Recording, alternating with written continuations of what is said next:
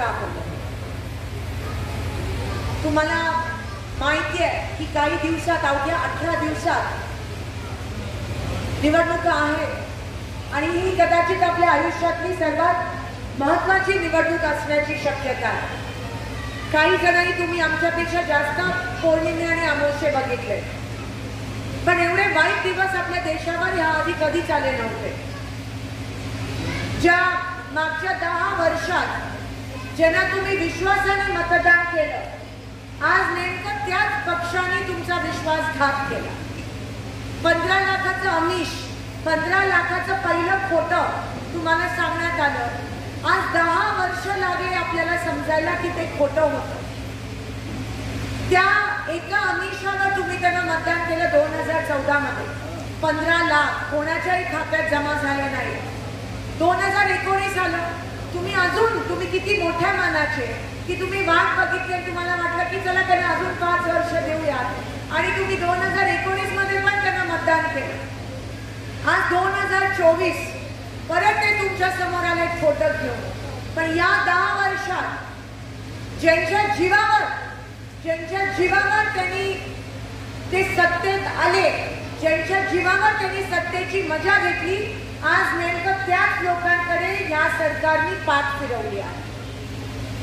आपण म्हणतो सरकार मायबाप आहे, पण जेव्हा या देशाचा, या सोलापूरचा शेतकरी अडचणीत आहे, तेव्हा हे सरकार मायबाप कुठे? हे सरकार फक्त अदानी अंबानीचं मायबाप आहे. हे गोरगरीब शेतकऱ्यांचं मायबाप नाही आहे हे सरकार. आज दुष्काळात 13वा महिना. आज मोहोळच्या अनेक गावात टँकर आहे. टँकर अभावी काही ठिकाणी फक्त 5-5 दिवसाचं पाणी आहे.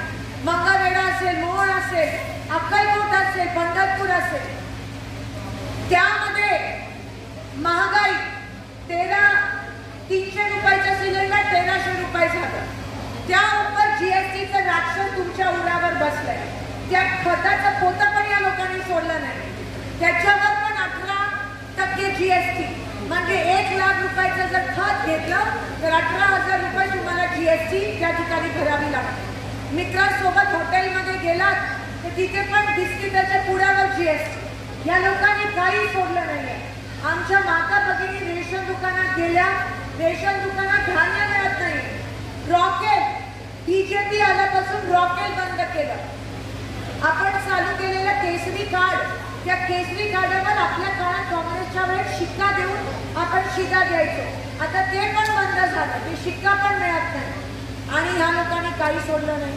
त्या खताच्या पोटावर पण त्यांचा फोटो, त्या शिधाच्या पाकिटावर पण त्यांचा फोटो, पेट्रोल पंपला पेट्रोल भरायला गेलं तर त्यांचा फोटो. आता काही लोकांनी सांगितलं की आम्हाला आता किळस आली. एवढं खोटं बोलणारे लोक एवढे अहंकारी असतात आणि ह्याचाच कुठेतरी लोकांना हे खटकतं. मागच्या 2 वेळेस तुम्ही सोलापूरला जे खासदार दिले, तुम्ही त्यांना ओळखत पण नव्हता. कोऱ्या पाट्या, त्यांचं काम पण नव्हतं, अनुभव पण नव्हतं, तरी तुम्ही मोठ्या मनाने त्यांना मतदान केलं. पण त्यांनी सोलापूरचं वाटोळं केलं. मागच्या 10 वर्षात सोलापुरात एक विमान सेवा साधी सुरू करू शकले नाही.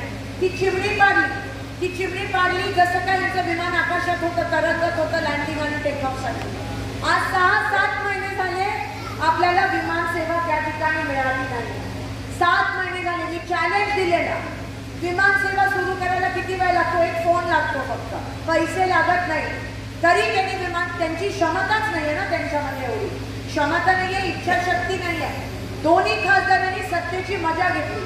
अहो, सत्ताधारी पक्षाचे खासदार होणं काही सोपी गोष्ट नाहीये, छोटी गोष्ट नाहीये. कोट्यावधी रुपये आणू शकले असते तुमच्यासाठी, कोट्यावधी कामं करू शकले असते तुमच्यासाठी, पण काही केलं नाही. फक्त सत्तेची मजा घेतली. आणि त्यांच्याच पक्षाने, भाजपनीच त्यांना निष्क्रिय असण्याची पावती दिली. कारण का प्रत्येक वेळेस काम नाही केलं म्हणून त्यांना उमेदवार बदलावा लागला. पहिला आणला, त्यांनी काम नाही केलं म्हणून बदलला. मग दुसरा आणला, आता त्यांनी काम नाही केलं म्हणून उपरा आणला. अजून किती तुमचा अपमान करतील मला सांगा? हा शेवटी तुमचाच अपमान झाला ना. ज्यांना तुम्ही विश्वासाने मतदान केलं त्यांना या लोकांनी 3दा बदललं. 3दा म्हणजे या तुमच्या मताची या भारतीय जनता पक्षाला काही किंमतच राहिली नाहीये. लोकांना ग्राह्य करताय. लोकसभेची निवडणूक, लोकप्रतिनिधी उभे आहेत, लोकशाही आहे, पण भाजपला या लोकांचीच विसर पडते. अहो, जनता जनार्दन असते, लोकशाही आहे, तुमची हुकुमशाही नाही आहे. आणि भाजपमध्ये सगळे आमदार, सोलापूरमध्ये सगळे आमदार भाजपचे, खासदार भाजपचे. मग तुमच्याबद्दल बोलणार कोण? महागाईबद्दल बोलणार कोण? आरक्षणाबद्दल बोलणार कोण? शेतकऱ्यांबद्दल बोलणार कोण? कारण का त्यांनी तरी तीर लावून आहे, ते शेतकऱ्यांच्या विरोधात आहेत. त्यांनी जीएसटी आणली, त्यांनी आरक्षणाला नकार दिला, त्यांनी महागाई वाढवली, त्यांनी महिलांवर अत्याचार केला, त्यांनी रेशन दुकानामधलं धान्य बंद केलं. मग ते बोलणार तरी काय तुमच्यामध्ये? म्हणून त्यांच्याकडे बोलण्याचे मुद्दे नाही आहेत. म्हणून धर्म जातपात वापरून आपल्यामध्ये तेढ निर्माण करण्याचा प्रयत्न करतात. बाहेरून लोक येतात आणि सोलापूरच्या एकीला, अखंडतेला नजर लावण्याचा प्रयत्न करतात. ह्यांची हिंमत कशी होते ते करण्याची? मुद्द्यावर बोला. मागच्या 10 वर्षात तुमच्या खासदारांनी तुम्ही सोलापूरसाठी काय केलं त्याच्यावर बोला. पण नाही, त्यांच्याकडे बोलणारच नाहीये, काय बोलण्यासारखंच नाहीये. आणि म्हणून आता त्यांना त्यांची जागा दाखवण्याची वेळ आली, नाहीतर नुकसान आपला होईल. आणि यांचं 400 पार वगैरे काही विश्वास ठेवू नका. बरोबर, हे लोक 150च्या पुढे जाणार नाही. आणि एवढा जर विश्वास असता तर मग अरविंद केजरीवालनं रातोरात अटक का केली? काँग्रेसचे सगळे खाती सील का केले? ते हेमंत सोरेन झारखंडच्या मुख्यमंत्र्यांना का अटक केली? कारण त्यांना माहिती आहे यांच्या पायाखालची वाळू सरकारला लागली आहे. पण ते माइंड गेम करतात तुमच्यासोबत की 400 पार आणि महागाई कमी करू आणि 15 लाख, हे फक्त माइंड गेम आहे. आता पण त्यांच्याकडे फसवणीस, देवेंद्र फसवणीस काल आलेले. काल मला नवीन नाव दिलं, फोडणवीस.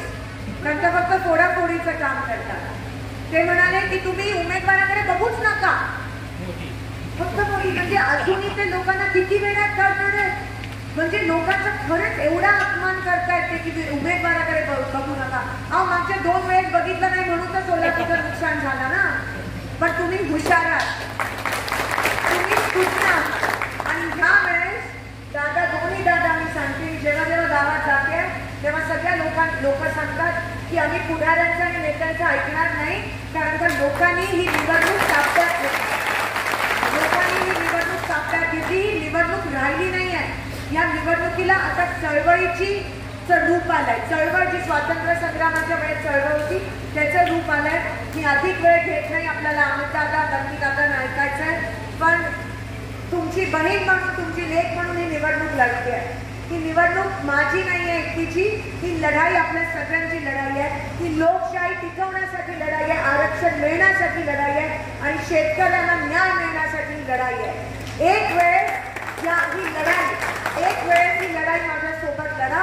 पुढची सगळी लढाई मी सक्षमपणे तुमच्यासाठी एकटी लढायला तयार आहे. जसं मागच्या 2 खासदारांनी संधी वाया घालवली तसं मी करत नाही. खोटं बोलणं माझी संस्कृती नाही आहे. कामामुळे मी 3 टर्म त्या ठिकाणी लोकांनी मला विश्वास दिला की लोकशाही जिवंत आहे. मी लोकशाहीमध्ये विश्वास ठेवते. लोकांना मी देव मानते. जनता जनार्दन आहे आणि लोकशाही आणि लोक माझा केंद्रबिंदू आहे. तुम्हाला केंद्रबिंदू मानून मी काम करते. ह्या वेळेस येणाऱ्या 7 तारखेला तुम्ही मला मताच्या रूपात आशीर्वाद द्या. निवडणूक जरी माझी असली तरी विजय तुमचा झाला पाहिजे, लक्षात ठेवा. एवढंच या ठिकाणी बसल्याने आपली रजा करते. धन्यवाद. जय जय महाराज.